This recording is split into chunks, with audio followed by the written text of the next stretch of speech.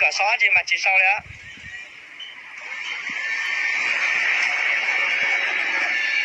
Đây, hôm nay biên bản không lập mà bây giờ lấy xe đây. Em có cái biên bản. Bây giờ lấy xe đây, biên bản đâu? Bản đưa làm.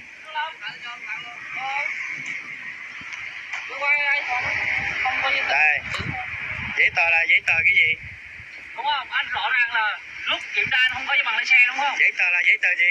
Đúng không? Mà tôi hỏi anh là lúc kiểm tra không có bằng lái xe đúng không? Không đúng. Ông không đúng. Anh kiểm tra em là em có bằng rồi. Biết mẹ mà Thằng em cũng có bằng đây cái này. thằng con chó lọt thằng máy bay biết chịu Không có bằng lái xe đúng không? Và xe chưa có biển số, không được tham gia giao thông. Rồi. Vậy là cái xe này cái để mấy anh đi lấy lọt đi lấy không bên ăn kia này. đi. Đi lấy bên đấy. Mình vi phạm chịu thôi. Rồi. Quay thoải mái. Quay thoải mái mà. Xe này chỉ có trả trước là 8 triệu thôi. Bây giờ là còn khoảng 20 triệu này còn chưa trả này, bây giờ là bị cảnh sát giao thông nó thu này. Đấy. Quay này. Không có biên bản này, không có biên bản gì hết mà giữ xe đây này. Đây. Không có biên bản gì hết mà lấy xe đây. Đây này.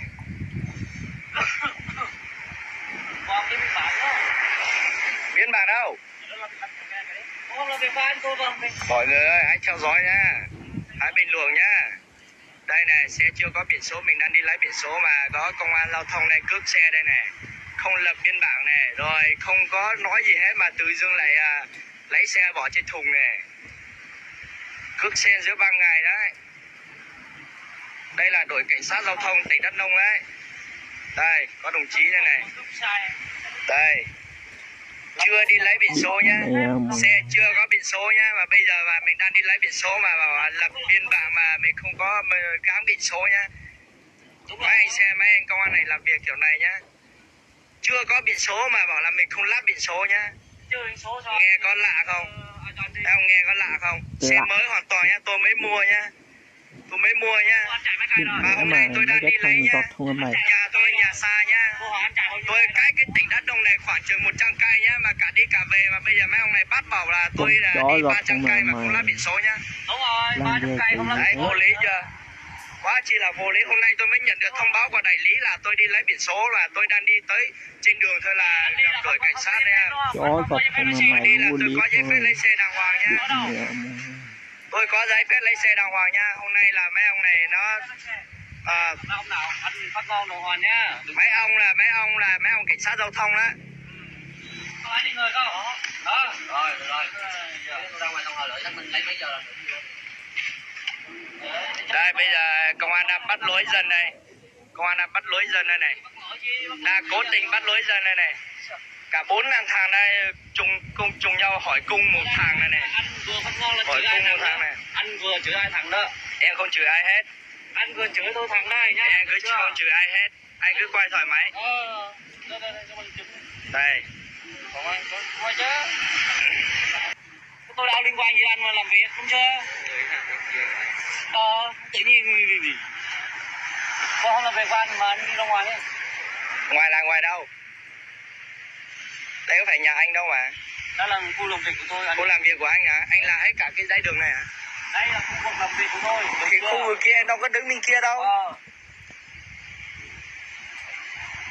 Đó là khu vực làm việc. Anh hiểu không? Đây. Mời bà con hãy xem lên đội cảnh sát giao thông sẽ lập biên bản như thế nào nhé. Tôi chưa từng thấy cái đội cảnh sát làm việc như thế này cả nhé. Xe mới hoàn toàn tôi mới mua chưa trả hết tiền nhé. Hôm nay tôi đi trả hết tiền với lại bị lấy biển số nhé. Trên đường đi tôi gặp đội cảnh sát giao thông tỉnh Đắk Nông này làm việc như thế này nhé. Bà con hãy nhìn mà đánh giá xem. Đây. Đây là đội cảnh sát giao thông tỉnh Đắk Nông này. Bắt tôi ngay trên cái tỉnh đội này này. Đây. Mời bà con hãy nhìn này. 3 đồng chí này này. Đây, nhìn rõ mặt này. Nhìn rõ mặt này. Đây. Đây, thằng em tôi có bằng đàng hoàng nhá. Có bằng lái xe đàng hoàng nhá. Mà nó gán cho cái tội là không có biển số xe nhá. Mà xe tôi là chưa lấy biển số nhá. Hôm nay mới đi lấy biển số nhá. Hôm nay đang trên đường tôi đi mới nhận được cái thông báo của đại lý bảo tôi đi lấy biển số nhá. Đây, thằng em này có có bằng lái xe này, đưa cho cảnh sát giao thông rồi mà giờ anh này cứ nói là không có bằng này, các anh thấy kỳ chưa? Đây, tại thời điểm là không có giấy phép lái xe. Đồng chí này nói là không có giấy phép lái xe này, mà cái giấy phép lái xe kia của thằng em tôi không biết là của thằng nào này, mang tên thằng em tôi, hình của thằng em tôi, mà đồng chí này cứ khăng khăng nói là không có giấy phép lái xe. Các anh thấy như thế nào này? Đây, nghe đọc cái biên bản đây này. Đây, cầm cho đọc. Để anh cảnh sát đọc đi. Đây. Anh làm anh đọc đi. Anh đọc đi. Tạm giữ là phần phương tiện nhá. Đây, lập vào lúc 8 giờ 30 sáng. Chàng A Chanh, sinh năm 2001, thôn 2 Đắk Som, Đắk Long, Đắk Nông, đúng chưa? 4. Tạm giữ có một xe mô tô không biển số, số máy, số khung, màu sơn đen, loại xe RSX, đúng chưa? Tại sao anh lại không ghi là cái xe này là chưa lấy biển số, chưa trả hết tiền? Tôi lập cái xe này là hiện tại nó không có biển số. Mà xe này tôi mới mua chưa Đó là việc của anh. chưa có biển số. Kim Xe mẹ mới mua chưa có mày. biển số là chưa thể lắp biển số được. Anh nói chuyện sao thế? Bây giờ anh lấy biển số cho tôi lắp cái nào? Tôi không có quyền lấy biển số cho Anh là người không có quyền lấy biển số rồi, tôi đi lấy biển số này. Em có ký không? Không ký. Rồi, tôi mời nhà chứng ký. Đấy, anh trai, ký cho mình. Rồi, ký đi. Mấy ông cứ ký.